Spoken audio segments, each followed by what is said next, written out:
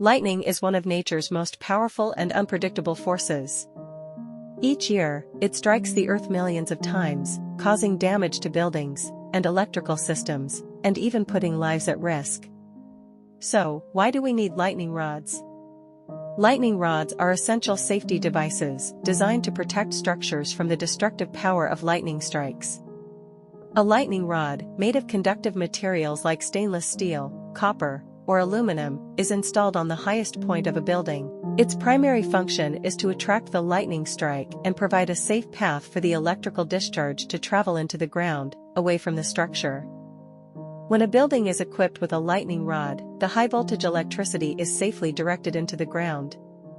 This prevents the electrical charge from passing through the building, which could cause fires, structural damage, and electrical surges. On the other hand, without a lightning rod, the consequences can be catastrophic. A direct lightning strike can cause severe damage, including fires, power outages, and destruction of electrical and electronic devices. This can lead to costly repairs and pose serious safety risks. By installing lightning rods, we protect our buildings and ensure the safety of the occupants. It's a proactive measure to safeguard our homes, offices, and public structures from one of nature's most formidable forces.